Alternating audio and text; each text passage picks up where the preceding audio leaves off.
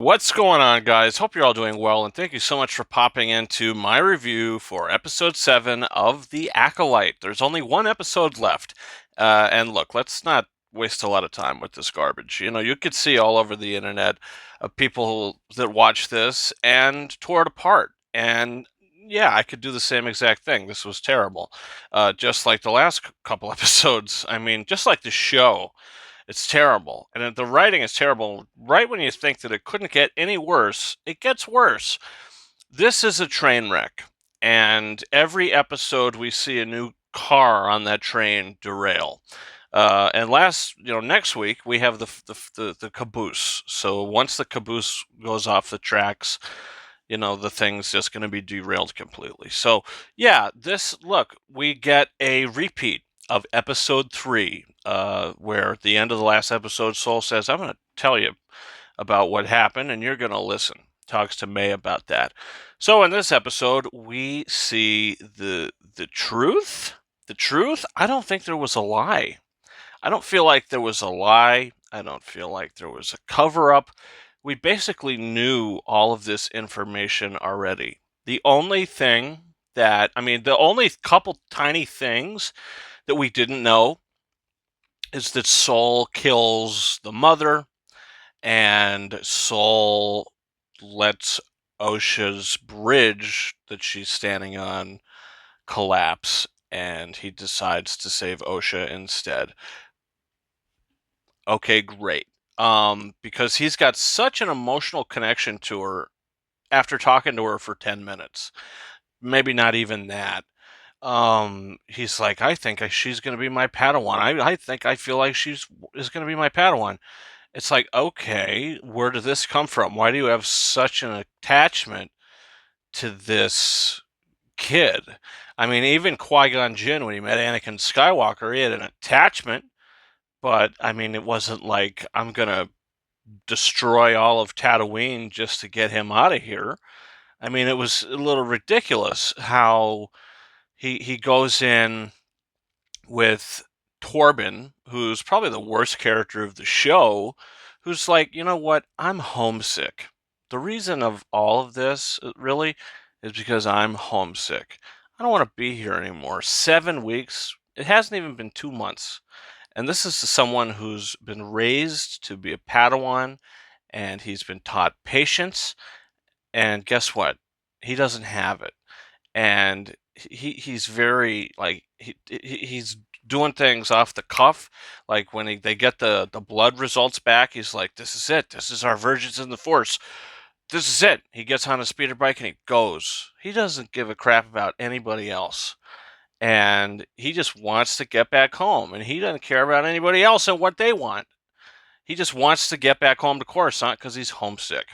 And it was weird. The witch reads his mind, where we knew she did in the third episode, but we get to see what was said. And she's like, "You want to go back home to Coruscant, and your Jedi Master won't let you do it. You want to escape this planet? Like, escape the planet? Are you stuck on the planet? Like, I don't know. It's just a little weird, the dialogue. But she read his mind. So I guess once she does that, she could read his mind. I don't know. It's kind of strange. It was just a little weird. A lot of the stuff was weird. A lot of the dialogue was weird.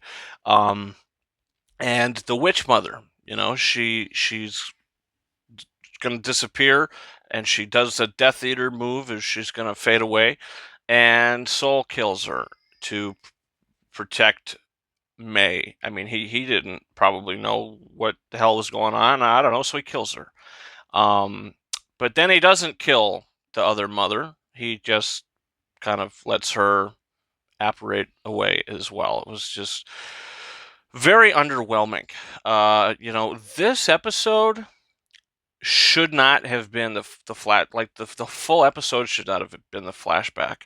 This should have been maybe 10 minutes to give us what we didn't have, or maybe cut out some of the bull crap in episode 3 and like maybe have an hour episode, God forbid, you know, where you can intercut all of this from episode 3 and episode 7.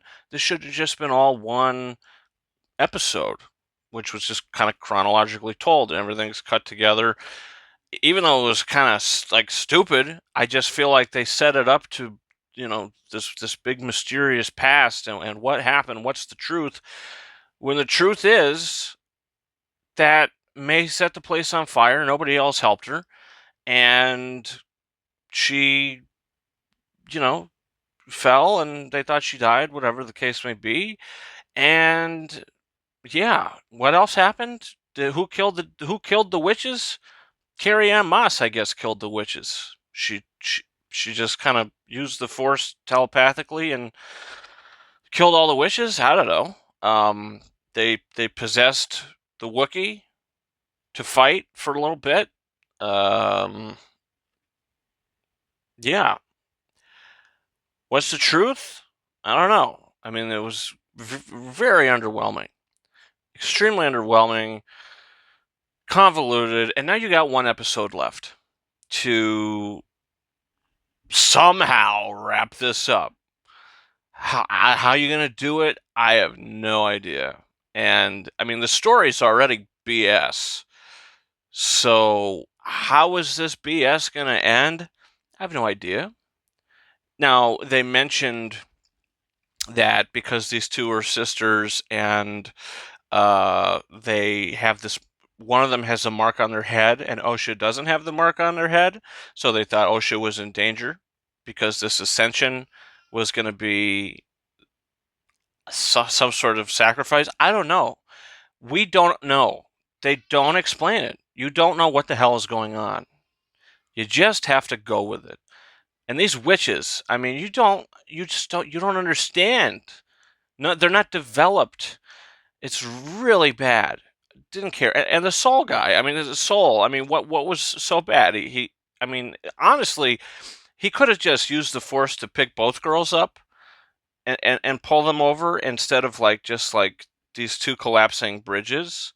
I just feel like it would have been easier, but this show isn't that smart.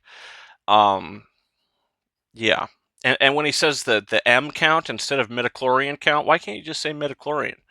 Their M count is high? Okay. What about their H2O count?